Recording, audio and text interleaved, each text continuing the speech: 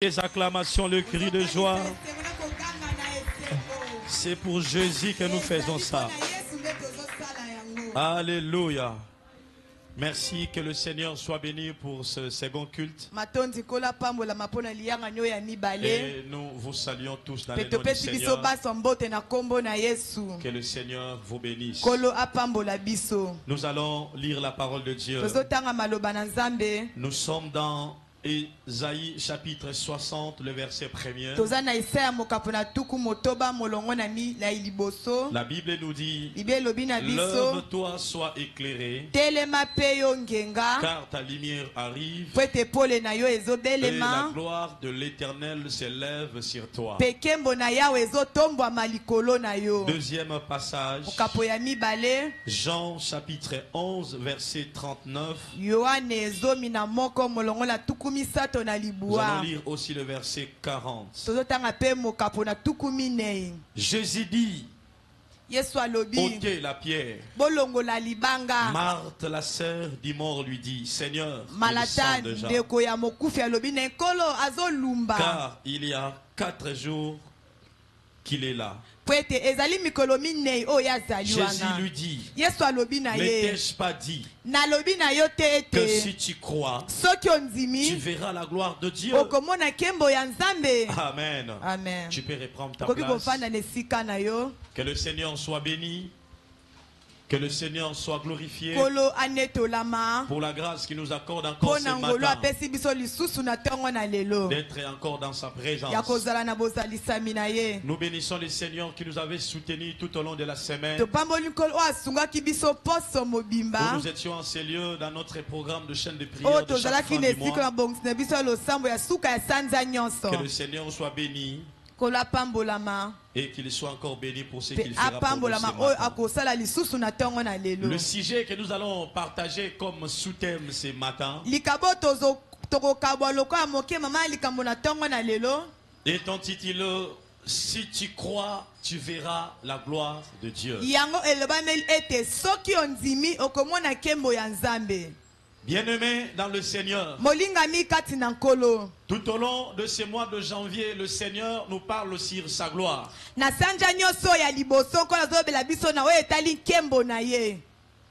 Il est allé plus loin pour nous démontrer même ce que sa gloire est capable de faire.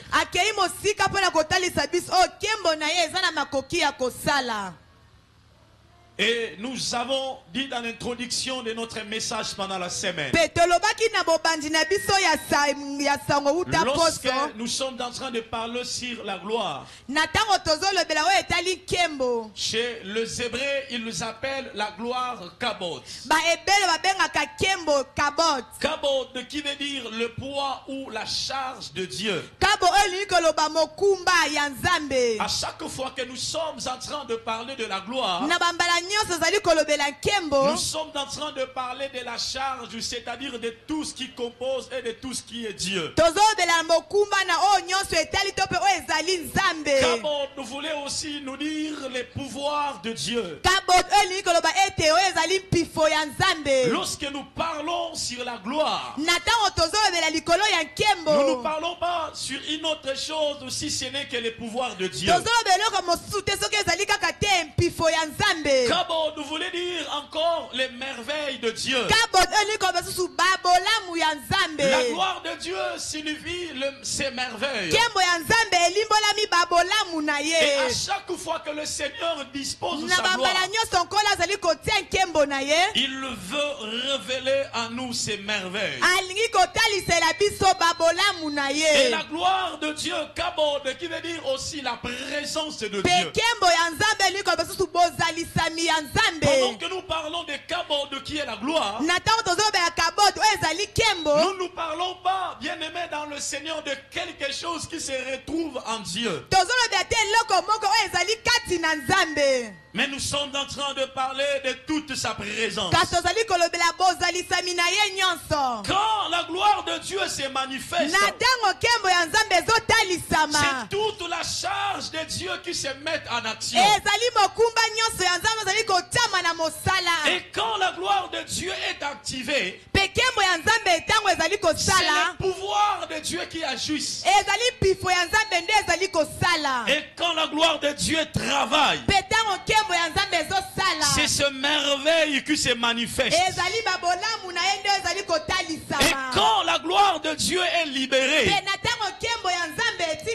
c'est la toute présence de Dieu qui opère. C'est pour cela, la gloire, c'est lui-même Dieu. Dans le contexte de Jean chapitre 11, là où nous venons de lire, nous voyons Jésus. Il était en phase de faire quelque chose. Parce que la situation qui était présente, ce n'était plus au niveau des hommes. Pourquoi? Parce que les hommes travaillent lorsqu'il y a encore le souffle dans la vie de quelqu'un. Mais lorsque le souffle est déjà parti, toute l'intelligence des hommes devient inerte, incapable de faire.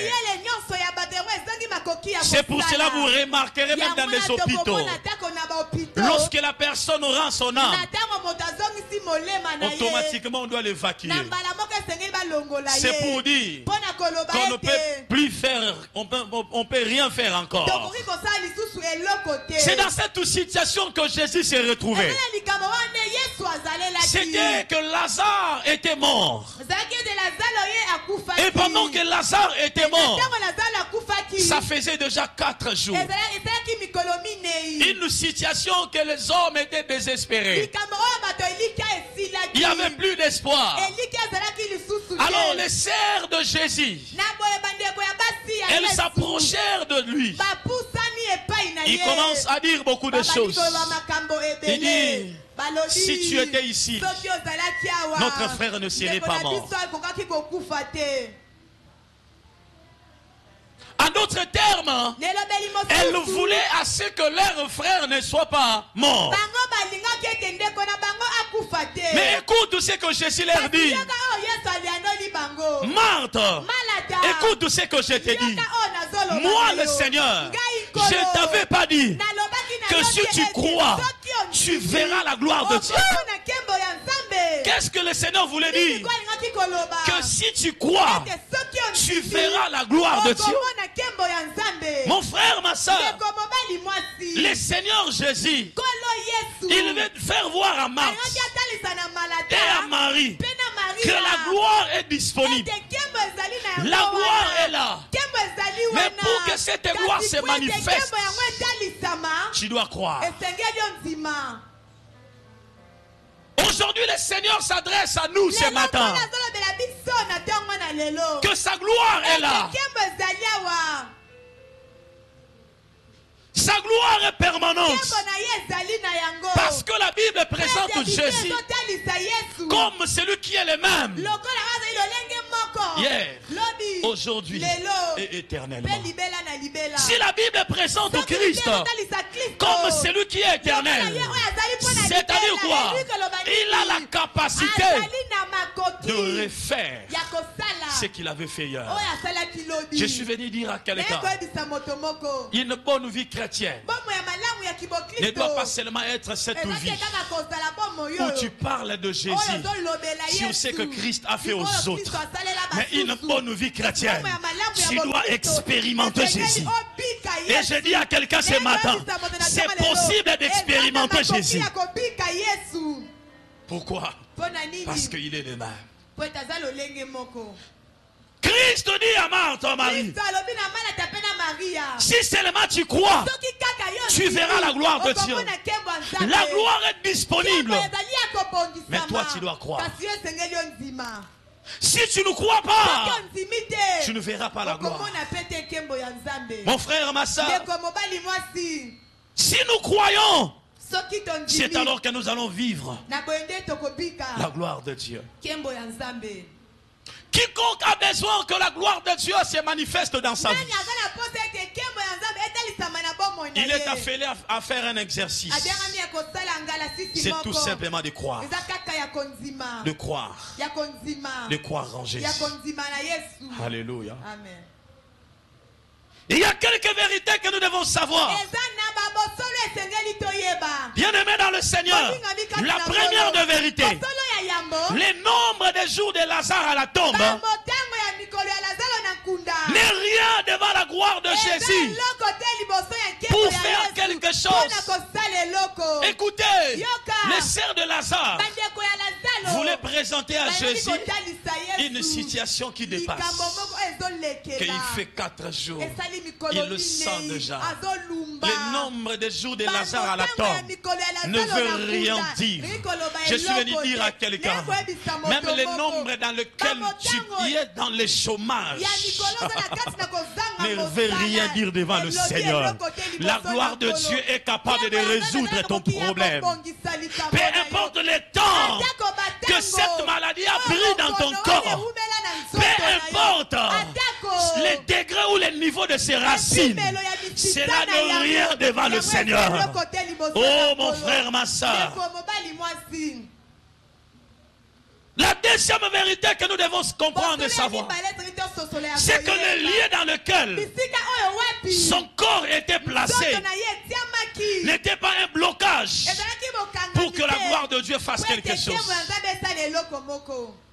Lazare était placé dans le cimetière, un endroit isolé où personne accepte de passer la nuit là-bas. Un endroit qui n'a pas d'espoir.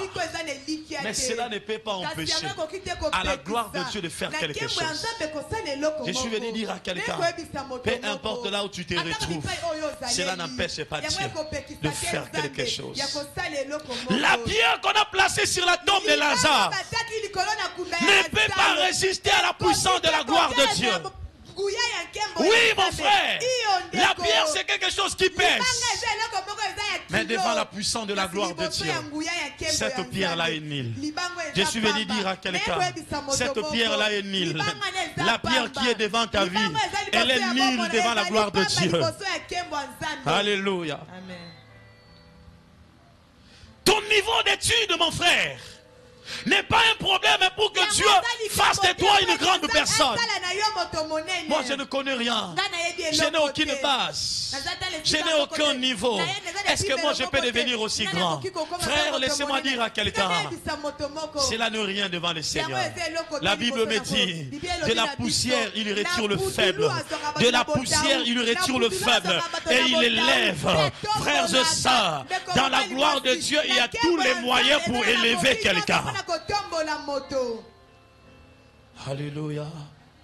Les degrés de ton humiliation ne peut pas empêcher à la gloire de Dieu de réécrire encore une nouvelle histoire. Peu importe la manière dont tu as été humilié, tu as été rejeté, mais cela ne peut pas empêcher à la gloire de Dieu de réécrire encore l'histoire. L'histoire. J'aimerais dire à quelqu'un, le Dieu de la Bible, la gloire de Dieu a la capacité de réécrire encore l'histoire dans la vie de quelqu'un.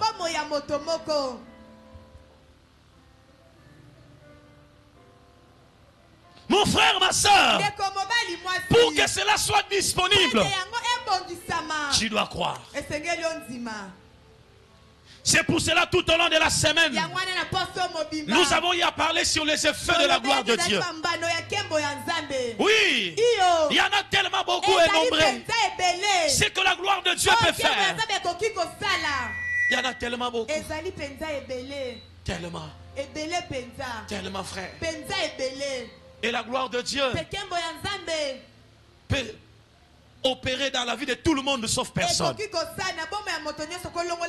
Que tu sois petit ou grand, que tu sois quelqu'un qui semble être dépassé déjà en âge. Mais la gloire de Dieu est capable de faire tout. C'est pour cela que tu vas lire que dans la Bible, les miracles ont été expérimentés par plusieurs générations. Sarah, à l'âge de 90 ans, a expérimenté les miracles. Il y a eu même des petits-enfants qui ont expérimenté les miracles. Il y a eu des hommes comme des femmes. Ils ont expérimenté les miracles. J'aimerais dire à quelqu'un, la gloire de Dieu ne regarde pas l'âge. La gloire de Dieu ne regarde pas ta position sociale. Mais la gloire de Dieu est capable de toucher toutes les couches et les rangs sociaux. Est-ce que quelqu'un peut donner un bon amen? J'ai dit à quelqu'un, Zamba de la Gayabiso, Nyos. J'ai répandu de mon esprit sur toute chair. Il a dit vos vieillards. Il a dit encore vos jeunes, les jeunes. C'est pour dire, Dieu est disponible pour tout le monde. La gloire de Dieu est disponible. Mais pour que cette gloire se manifeste, Jésus est en train de dire, ne t'ai-je pas dit que si tu crois, tu verras la gloire de Dieu. Pour vivre la gloire de Dieu, tu dois croire. Ce que croire en Jésus signifie. Est-ce que croire en Jésus signifie porter un habit où on écrit le nom de Jésus? Croire en Jésus, ce n'est même pas le fait de porter un nom de la Bible. Même si on t'appelle Jésus, cela ne fait pas de toi d'abord enfant de Dieu. Alléluia. Bien-aimé, croire en Jésus signifie recevoir Christ personnellement dans sa vie comme Seigneur et Sauveur. Croire en Jésus, c'est cela. Avoir une relation personnelle avec Dieu. Croire en Jésus, c'est de lui recevoir personnellement dans ton cœur.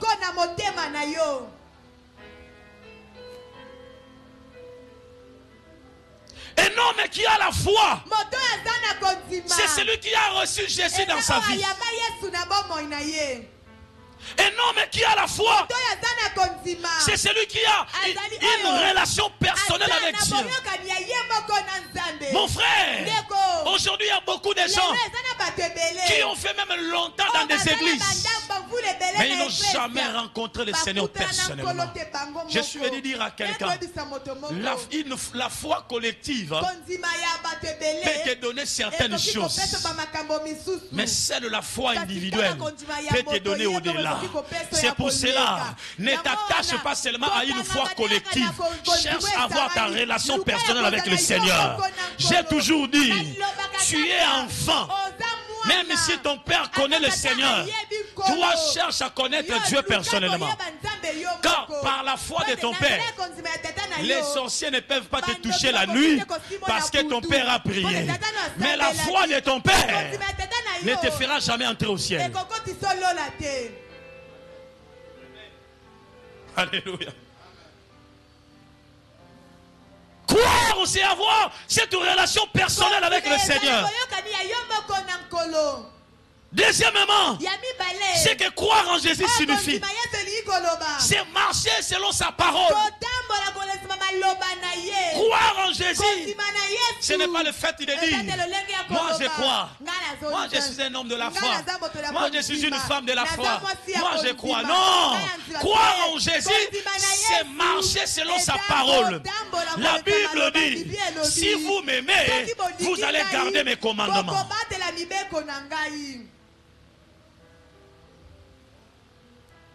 Qui est un homme de la foi? C'est quelqu'un qui honore la parole de Dieu. Qui est un homme de la foi? C'est quelqu'un qui vit sa vie selon la parole de Dieu. La foi, ce n'est pas d'abord les bruits. La foi, ce n'est pas d'abord des impressions que nous voulons donner ou montrer aux gens. Mais la foi, c'est marcher selon la parole de Dieu. Pourquoi? Lorsque tu ne voles pas, tu ne voles pas parce que toi-même tu ne veux pas voler. Mais toi tu dis, moi je ne volerai pas parce que celui qui dirige ma vie, il m'a interdit de voler.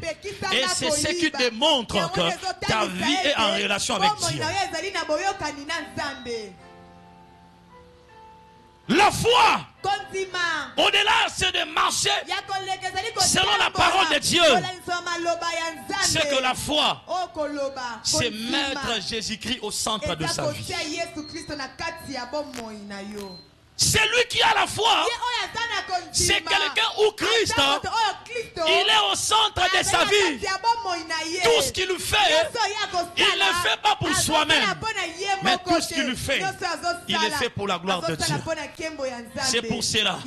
Même dans les moments de deuil, même dans les moments de joie, il mettra Christ au centre de sa vie. C'est celui-là qui a la foi.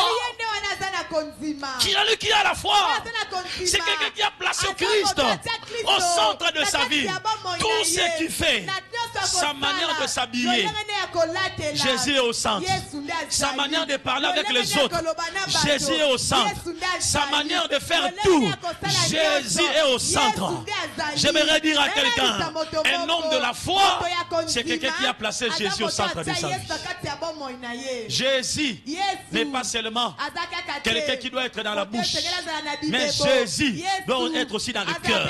Jésus ne doit pas seulement être dans le cœur, mais c'est Jésus qui est dans le cœur. Il doit être aussi même dans notre accoutrement. Jésus qui est dans notre accoutrement, il ne doit pas se limiter seulement là-bas. Mais Jésus doit être dans les paroles que nous sommes en train de prononcer envers les autres. Mon frère, ma soeur, on a une nouvelle génération de chrétiens aujourd'hui qui, soi-disant, ils veulent présenter une grande foi. Mais en réalité, ce n'est pas Christ qui est au centre. C'est la coutume qui est au centre de sa vie.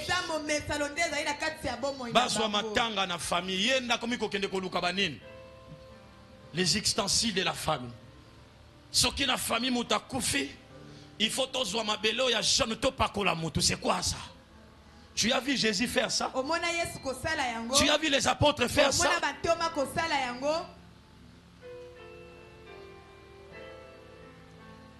J'ai entendu quelqu'un, il est diacre dans une église, pendant la fête de sa fille, pour venir déposer les cadeaux. Il dit, il faut bête.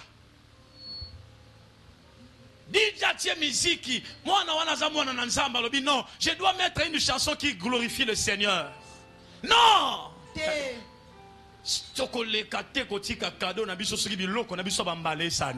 J'aimerais dire à quelqu'un, soki biloko bambala esala kana nukati na yo biloko yesu moyen salizate. Soki biloko baluba esala kana nukati na yo biloko nzambe moyen salizate. Nanda kumoko batata bazakami balete. Nanda kumoko il faut tata zara moko. Et le véritable tata c'est Jésus. Si tu n'as pas encore chassé le diable dans ton corps, le Seigneur ne régnera pas. Est-ce que faut binango? Alléluia. Frères et sœurs, celui qui croit, c'est celui qui a placé Christ au centre de sa vie. Même dans ses émotions, même dans ses sentiments, c'est Jésus qui gère tout. C'est cela là la foi. Et la foi, c'est aussi le fait de placer totalement sa confiance en lui. C'est de fixer ce regard sur ce que Dieu a dit. Un homme qui a la foi, il va fixer ce regard sur ce que Dieu a dit. Dieu a dit, lorsque quelqu'un est malade, comment il faut le soigner. Lorsque quelqu'un est malade, il faut l'amener à l'hôpital, il faut qu'on prie pour lui. Mais on n'a pas dit que si quelqu'un est malade dans la famille, on doit l'amener chez le féticheur. Ça, ce n'est pas ce que Jésus a dit. Un homme qui a la foi, c'est quelqu'un dont son regard est tourné vers Dieu. Alléluia. Amen. C'est celui-là qui a la foi. Pourquoi devons-nous croire avant d'expérimenter la gloire de Dieu? Jésus présente à Marthe et Marie que la gloire est disponible. Mais pour que cette gloire se manifeste, il faut croire. Ça, c'est la condition. J'aimerais dire à quelqu'un ce matin, pourquoi devons-nous croire avant d'expérimenter la gloire de Dieu? Première vérité, parce que c'est Jésus-Christ qui nous impose. Alléluia. Parce que c'est Jésus-Christ qui nous impose. Celui qui nous demande de croire, ce n'est pas un homme, mais c'est Dieu. Il a dit au verset 40, Jean chapitre 11. Il dit ceci. Jésus lui dit, n'étais-je pas dit que si tu crois, tu verras la gloire de Dieu? La Bible rajoute dans Hébreux chapitre 11, verset 1er. Or, sans la foi, il est impossible de lui être agréable. Si quelqu'un n'est pas agréable, il ne va pas aussi être servi. C'est-à-dire quoi? Si nous voulons expérimenter la gloire de Dieu, nous devons être dans la catégorie de ceux-là qui croient. Et pourquoi nous devons croire? Parce que c'est Jésus qui nous impose. Croire avant de vivre n'est pas une option, mais c'est une obligation. Et je dirais à quelqu'un, croire avant d'expérimenter n'est pas une option, mais c'est un chemin obligé par le Seigneur. C'est pour cela que tu vas lire, même dans Marc, chapitre 16. La Bible dit ceci, voici les miracles qui accompagneront. On n'a pas d'abord commencé par citer les miracles, mais on a commencé d'abord à dire que les miracles accompagneront ceux qui vont faire quoi? Ils vont croire. Et après tu vas voir, on commence à citer les noms des miracles. Oh, les miracles ne se produisent pas d'abord avant la croix. Tu dois d'abord croire pour que le miracle te suive. Je suis venu dire à quelqu'un, nous avons intérêt de croire en Jésus. Nous avons intérêt de placer notre foi en Christ. Pourquoi? Parce que c'est Jésus qui nous impose. Oh, j'aimerais dire à quelqu'un, c'est Jésus qui nous impose. Deuxième vérité, pourquoi devons-nous croire avant d'expérimenter? Parce que la foi fait de nous des enfants de Dieu. Alléluia. Un enfant de Dieu, c'est quelqu'un qui a la foi. Écoutez ce que la Bible dit. Galates chapitre 3, verset 26. Vous êtes tous des fils de Dieu par la foi en Jésus. C'est-à-dire quoi? Le fait que nous croyons, nous devenons des enfants de Dieu. Or, lorsque nous devenons des enfants de Dieu, tout de Dieu sera notre partage. Tout de Dieu sera notre partage. Mon frère, le fait que nous devenons des enfants de Dieu, tout de Dieu deviendra notre partage.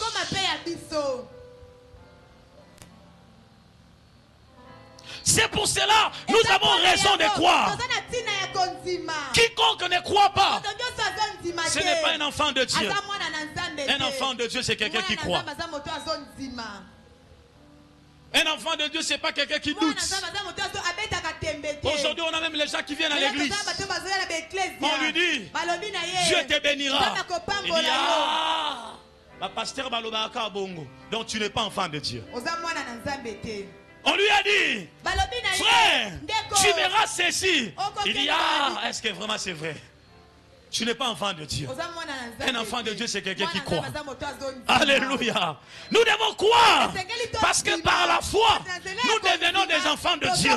J'aimerais dire à quelqu'un, ce qui nous lie avec Dieu, Ce n'est pas l'accoutrement. Ce n'est pas un habillement. Ce qui va nous lier avec Dieu, ce n'est pas d'abord les plaies. Mais ce qui va nous lier avec Dieu, c'est la foi dans le cœur. C'est pour cela, bien aimé, il y a même certaines personnes qui étaient venues en Jésus. Tant qu'ils ne se sont pas identifiés à Christ, leurs situations n'ont jamais été résolues. La foi fera de nous des enfants de Dieu. C'est pour cela que nous devons croire. Troisièmement, pourquoi devons-nous croire? Pour expérimenter. Parce que la foi, c'est une permission que nous donnons à Dieu afin d'agir dans notre vie.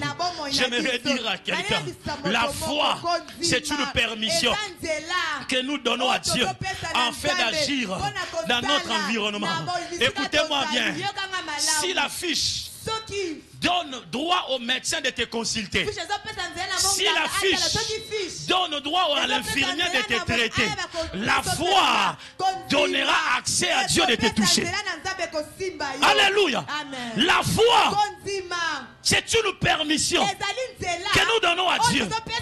C'est pour cela, ces jours-là, Marie et Marthe, elles avaient besoin que Jésus puisse agir pour leurs frères.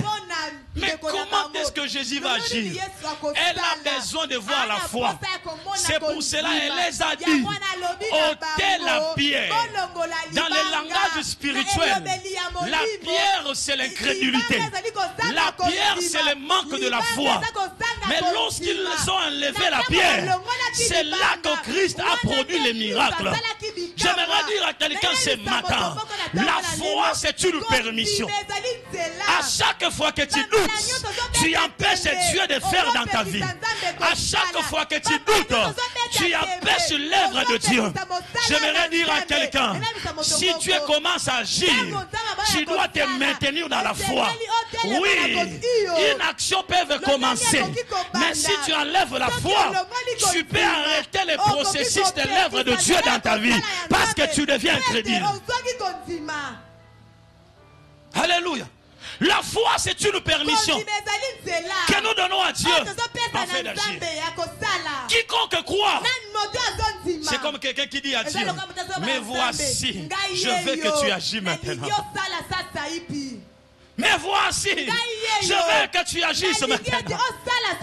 C'est pour cela qu'il a dit dans Luc chapitre 21, verset 22, tout ce que vous demanderez avec la foi, vous les recevrez. Amen, amen. Le problème, ce n'est pas de demander, mais le problème, c'est d'avoir la foi. La foi, c'est une permission. La foi, c'est un visa. La foi, c'est un moyen. C'est pour cela, regarde. Il y a beaucoup de villes où Jésus le Tout-Puissant, lorsqu'il était sur la terre, il n'avait pas fait beaucoup de miracles. Pourquoi? C'est parce qu'il voyait l'incrédulité dans le cœur. Partout où Christ a rencontré l'incrédulité, son onction n'avait pas coulé pour transformer. Mais partout où il a rencontré la foi, il a guéri, il a touché, il a changé de vie, il a béni, il a élevé. Tout simplement pourquoi? Parce que la foi, c'est une permission que nous donnons à Dieu. Mon frère, tu as besoin que la gloire de Dieu se manifeste dans ta vie. Crois en Jésus. Tu as besoin que la gloire de Dieu se manifeste dans ta vie. Crois en Jésus. Car la foi, c'est comme notre oui. Nous disons, Seigneur, maintenant, nous voulons que tu agisses. Frères et sœurs, c'est pour cela que tu vas regarder que partout les hommes ont manifesté la foi.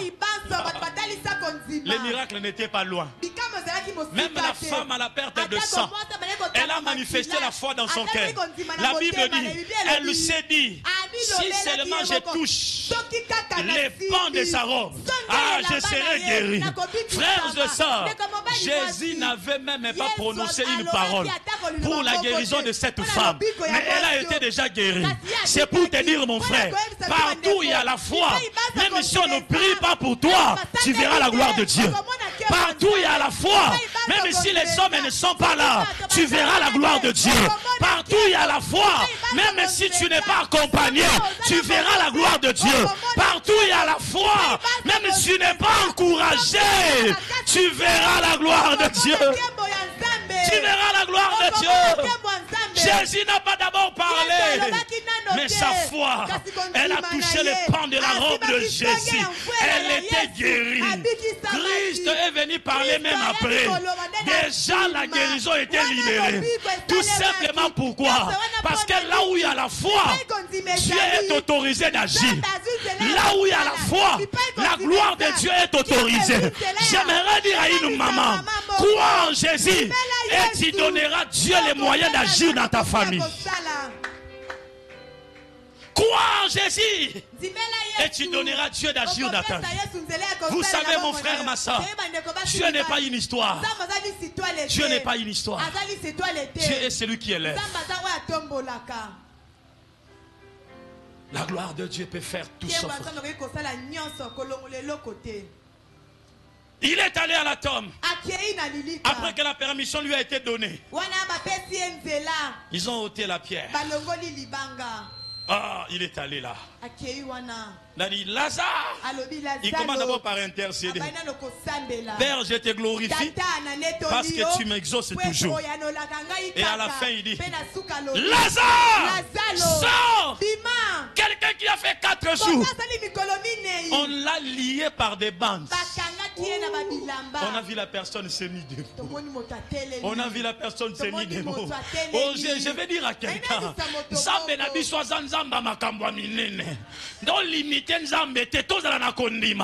nous cherchons le même Dieu que les apôtres ont cherché. Nous servons le même Dieu qu'Abraham a rencontré. Nous servons le même Dieu de nos pères dans la foi. Si nous avons la foi, on peut reproduire Élie dans la génération d'Abisso. Oh, alléluia. Si nous avons la foi, on peut reproduire l'onction d'Élie dans notre génération. Dieu n'est pas seulement le Dieu d'une génération, mais il est le Dieu de toutes les générations. Si nous avons la foi, nous pouvons reproduire des Sarah au milieu de nous.